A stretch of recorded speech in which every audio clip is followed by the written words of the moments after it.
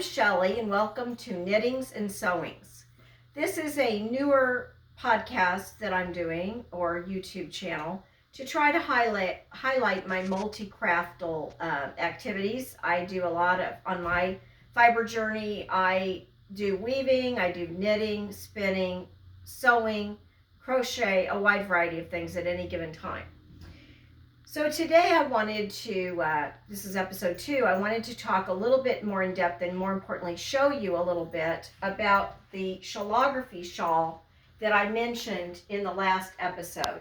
I was wearing this last time, and this is called Shawlography, a design by Stephen West. And I wanted to just show the expanse of this because I think wearing it on, it may have just looked like a small scarf or something, or a smaller shawl. And for those that might be interested in knitting it, I can't recommend it more highly. Any of Stephen West's make-along that he runs every year in October, he makes a new mystery knit-along. And I'm not usually real keen myself on doing mystery knit-alongs, but with his designs, I know I'm going to love doing them. And this was the first, 2021 was the first fall that I did attempt one of his make-alongs, and that was the result of the Shawlography. Now, I did start this shawl in early October of 2021 and then put it aside for several months with some things going on in my life and busyness, and so I did have to go back to it this year. But at any rate, the whole thing altogether took me about 3 months to knit from beginning to end if you add up all the time together, and I just finished it in December of this year. The shawl starts in a little semicircle, and the expanse of the shawl is 6 feet wide.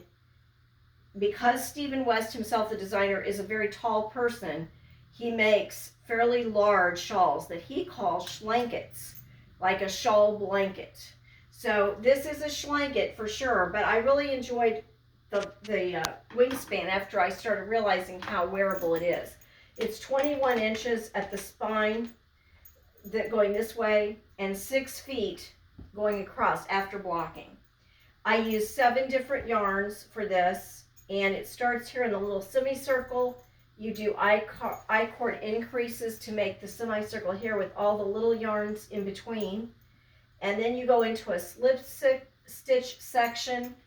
You go into a loopy section that falls right here at just below your neckline. So it's a very attractive little loop section.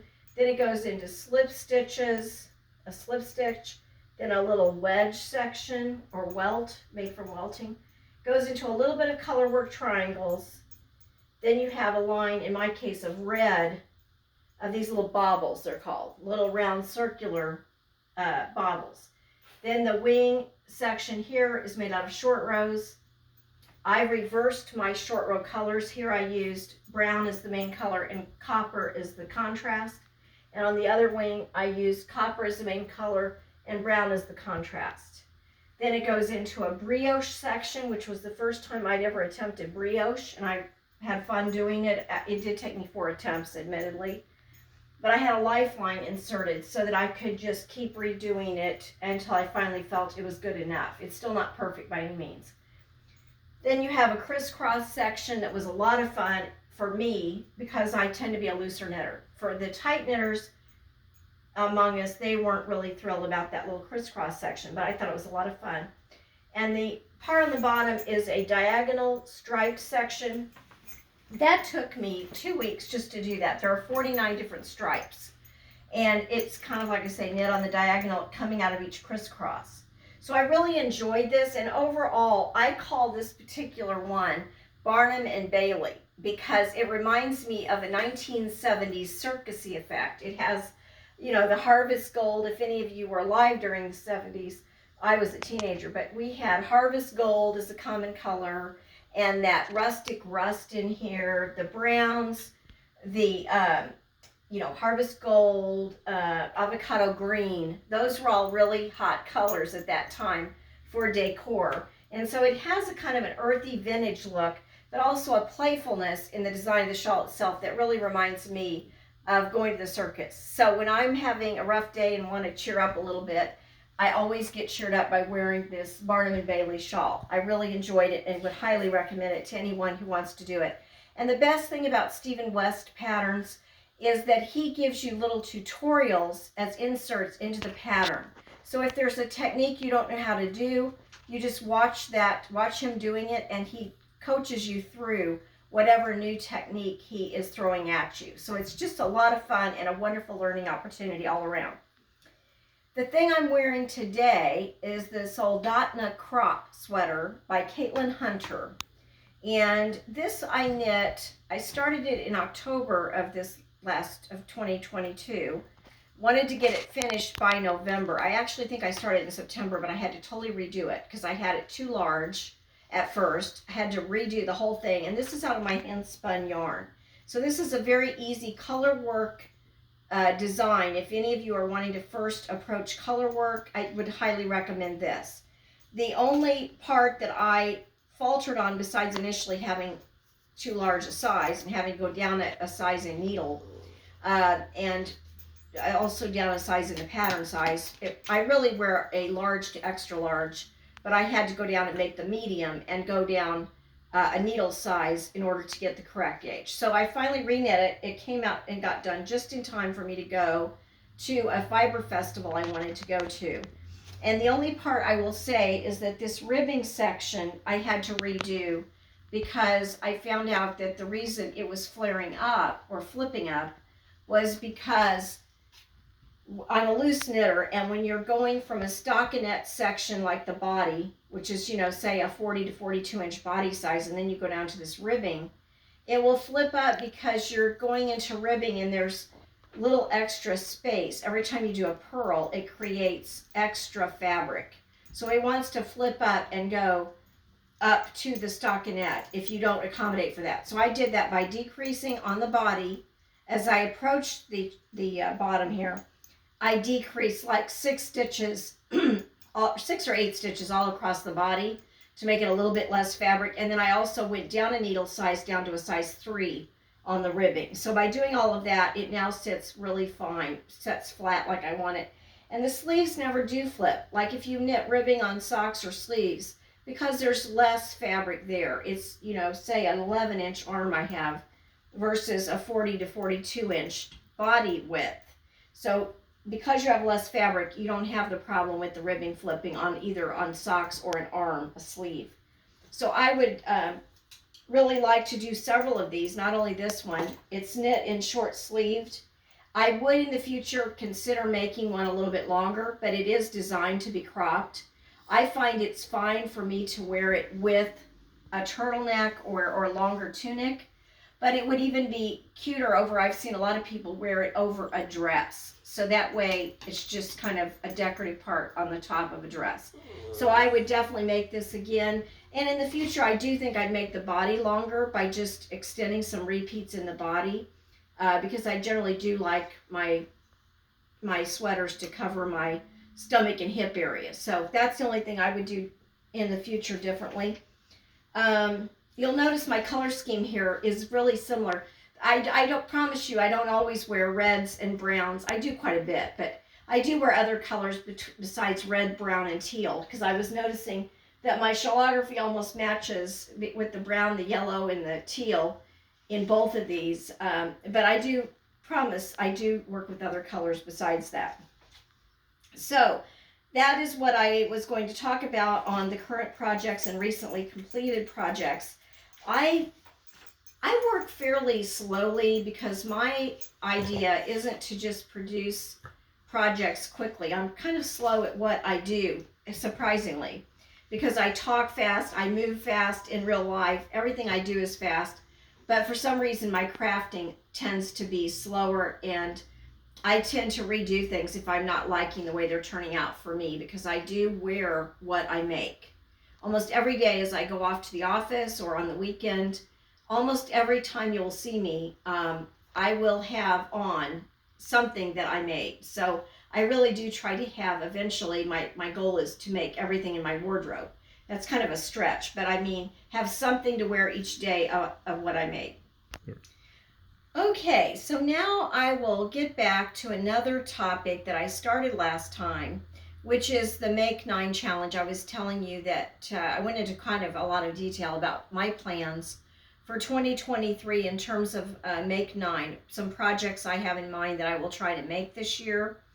And I thought it might be a good idea for me to touch back on that briefly, because a lot of people interpret when I talk about how I make these project ideas and plans, and I have a little notebook for it. I put the list in the front, but all throughout the year, as I find things I might like to do, I put them in the book. And so that way it captures it in case I forget about it later. But a lot of people say they don't want to plan out their projects, you know. They enjoy just going by kind of a spur of the moment, whatever they feel like doing. And I wanted to just point out that for me, this is not at all like a to-do list or like a goal-setting thing. This is more of a creative journey that I'm going on. And the Make 9 helps me plan stops along the way that I think might really keep me going and motivated and providing some creative, fun ideas that I will enjoy. So that's how I use it, is more of a creative journey rather than any kind of goal setting. And for example, one year, 2021, I think I made 7 out of the 10 projects that I had in there. And this year too, I probably got to 6 or 7 at least of the projects I had of 2022. But honestly, there was one year, like during COVID, I only did 3 of the projects. So there's a lot of times I don't reach it. It's not a big deal. It's just a creative guidebook for me. And it's also a way for, once I do a project, to capture a little gauge swatch and put it in the book, or some yarn swatches and things like that to remind me of the project. So it's kind of a half scrapbook, half plan book, but it's a fun plan. And the best example I can think of is that, if you're going on a little road trip, you might buy some travel books and plan some main attractions that you would like to get to. And it doesn't mean that you have to go to every single thing there, but it gives you some ideas of what you might like to do so that you make the most and have the most fun along the journey. And so that's how I see this book. That's how I use it. And if it helps you at all, then feel free to do the same. But you do take side trips. I have many projects that are not in the book, that were not planned last year. For example, at the end of the year last year, I just decided we had a really cold snap and I didn't have a good hat to match my brown coat. So I just stopped at the yarn store on the way home from work and picked up some Malabrigo Rostet yarn that I'd been wanting to use, some bulky weight yarn, and I knit up this little hat in like 2 hours, a slip stitch hat. So it was a fun pattern. I really liked it, and I'll provide a link below if anybody wants to do it, but it's just a slip stitch, simple, quick hat. And this was not at all in my Make 9 list. I have all kinds of projects. Some I totally abandon, some I decide I don't want to do, and others I throw in. If I'm really wanting to do something, I do it. So that's the way that I use the Make 9. The mug rugs that I mentioned last time, I am in the process of doing. I've made some really good progress. I have, on this loom, I have already done 17 of them, and my goal was like 25. And I also have a few more on a table loom that I brought home to borrow from Jeff in our guild, because we started those during the work day we did last week. So I may crank out a few more on that as well. But basically, I've already almost met my goal already. I have 8 finished on the table loom, 17 on this, so I'm already reaching, enough to meet the goal. But if I do some extras, that's great. The main thing I liked about doing these mug rugs, they are not my favorite thing I've ever done, I have to say. They're kind of boring, but it got me back to the loom, because this loom had sat empty for almost a whole year last year. I really didn't do a lot of weaving. So by getting back into a really simple project, it got me warping the loom and getting back to working on it. And so for that reason, I'm really happy to have done this, and will be looking forward to doing much more, hopefully more creative things on this loom throughout the year. That is about it for this time. I want to keep this really short. I'm just starting to learn how to not only make these videos, but also to, my husband and I working on editing and playing around with the technical aspects. So please do bear with me. This time I'm going to put the links of what I'm referring to in the show notes there. You will see a few of those. And then if you have any comments, please feel free to make them.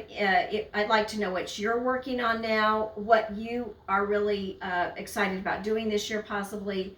Make a comment about anything like that or about the podcast itself. Next time we will be talking, my goal is to talk about how to wear a shawl. I'm going to show you how to wear a shawl like the Shawlography, and if I can over the next few episodes, I may show how to wear different shawls of different shapes and so forth and throw those in the mix. So if that is of interest to you, let me know. I think that is one reason I do tend to wear what I make, because I figure out a way that I can comfortably wear them. So we will be covering that next time, and also I think I may talk about how I blend some of the different crafts I do to be able to do different crafts all at once. So if that's of interest to you, let me know in the comments. If you haven't subscribed already, please do subscribe. I could use every viewer I can get because I'm new at this. If you know of anyone else who does any of the fiber hobbies, feel free to send them a link to it as well so that they can join us. Thank you so much. All I can say for now is please enjoy what you're making and wear what you're making. Till next time, see you later.